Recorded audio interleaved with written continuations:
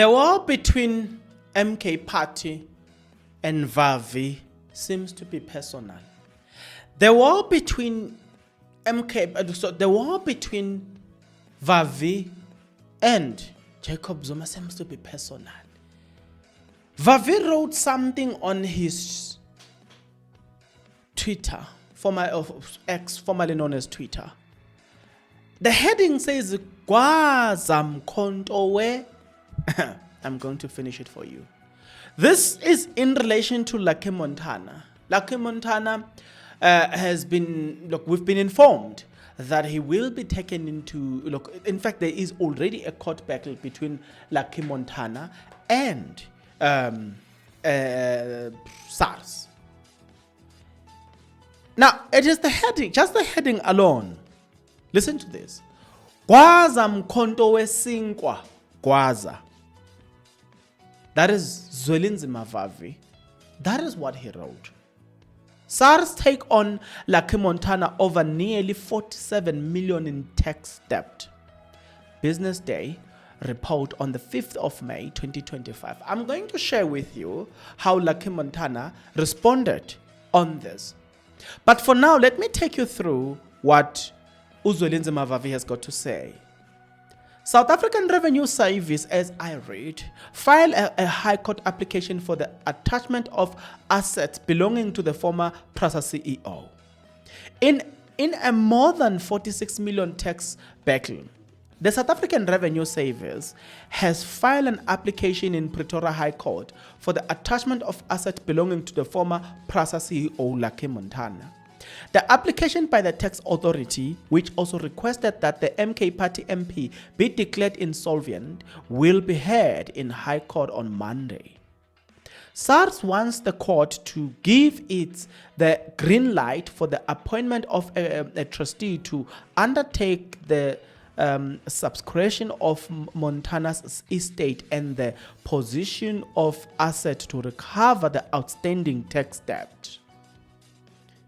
In this application for restoration of Mr. Montana's estate in terms of Section 9(1) read with Section of the Insolvent Act, the liquidated claim is around it's 45.5 million something. I'm not gonna go there. Yeah, the outstanding debt, for which SARS obtained a judgment against Montana. SARS court paper said. The South African the tax debt against Montana relates to more than a decade of troubles with the tax authority. Should Montana be declared insolvent, it threatens his job as a law states, and an rehabilitated insolvent person cannot hold public office. In 2020, Montana's tax debt was 1.8 million, stemming from a 2015 tax assessment he confirmed to owing then. He was the CEO of a PRASA Rail Agency of SA in 2010 to 2015. Audit finding. SARS in court paper said it has uncovered the historical debt, 45 million, after conducting an audit of Montana's tax affairs from 2009 to 2019. His total debt is now 46,936,959. The tax authority audit finding on Montana details income and capital gain he did not declare in 10 years period.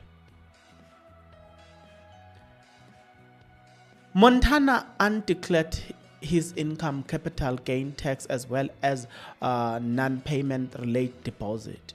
This resulted in undeclaration of his tax. In addition, tax returns were not filed for 2017 to 2020 year of assessment, SARS court paper read. SARS issued a final demand for outstanding debt in the amount of 44,736,577 on July 11, 2022. Montana is opposing the application. Now, we're about to get into Montana now, as he opposed the application. But yeah, that is what I've been basically reading today. So Montana has responded to this, and this is getting very interesting. But before we can talk about Montana, I'm interested to hear what's your thought about the way, the way Mr. Vavi will speak about it. Gwaza mkhonto wesinkwa. Gwaza. I don't know if you've noticed that. It sounds a bit personal for me. I don't know. I'll probably be wrong, but it sounds a bit personal. Sounds like it's very much personal. But let's now deep dive into Montana, and let's hear what Montana has got to say. But before then, let's start here. If you are not yet subscribed, what are you waiting for? Come on, good people. Because to subscribe, it is free. To like the video, it is free. To comment in the comment section below, it is free of charge. To click the notification bell, it is free of charge. To share this video, it is free of charge. To watch this video until the end, it is free of charge. Also, good people, come on, to watch the ads, it's free of charge, and that's how you financially contribute to this YouTube channel. Speaking about financially contribution to the channel, you can become a member of this YouTube channel from as little as 20 Rand a month. You can also use the Super Thanks button. In case you don't want to do that, guys, there is a way where you can use my media company banking details to donate to the channel, and you know what I'm saying, we'll bring you more, and also guys want to buy more equipment. So the power is in your hands. Please do the honorable thing as we proceed. Now, I'm gonna read what Montana has got to say. Look, he gave us I think it's a 5-page document. But let's read his tweets. He said, "Today it's me. Wait for the day the same illegality and abuse of power visit you and your family. Hope there will still be many people around you to support you." Okay. On another tweet, he says, "Shame on you, Business Day. Why mislead the public? This is not a new story or new application. Tsepo Montana, Commissioner of SARS, has been before court since 2020.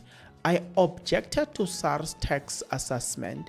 I do not owe SARS a cent. For now, enjoy the tea and watch Putumile." Hey! I will not discuss my legal fight with SARS on Twitter, but SARS clearly gave info to Business Day, creating an impression they are bringing an application against me. DB excited. This is Lucky Montana. Ran to the public to publish without verifying facts, just one day after Media Freedom Day. Okay. Then Lucky Montana decided that he's going to share this with us. It's a statement by Tsepo Lucky Montana on his going battle with the South African Revenue Service, Pretoria, 5th of May, 2025. He says, "I have not dealt with SARS." Listen to this.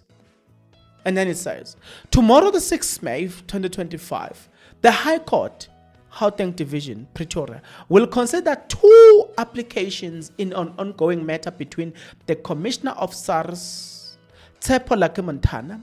This is not the hearing of the main application. The matter before court on the 6th May 2025 are 1.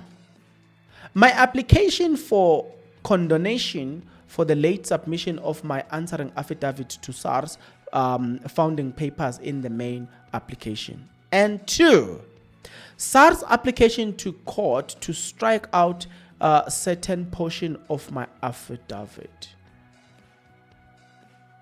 Then it reads, "Today, we woke up to headline by Business Day Online claiming South African Revenue Services filed a high court application for the attachment of assets belonging to the former PRASA CEO, most intriguing is the headline, which states SARS take on Lucky Montana over 47 million tax in debt. The Business Day headlines is framed to create the misleading impression that SARS has made a new application in High Court for 47 million in unpaid tax against me. The truth is this matter goes back to 2018. The paper in this specific leg of SARS application dates to May 2023. I wish to place on record that there are no outstanding amount owed by me to SARS, and I will not be paying money to the South African Revenue Service. I felt it is important as a member of parliament that I take the nation into my confidence and share some of the fight to give South Africans some insight into the nature of battle I'm having with SARS. Business Day was not interested in the fact and did not even offer me an opportunity to comment.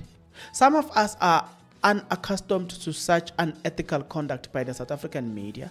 This is aimed at tarnishing my reputation a day before matter is heard in court. I do not know what advantage SARS will gain from such a cynical tackle.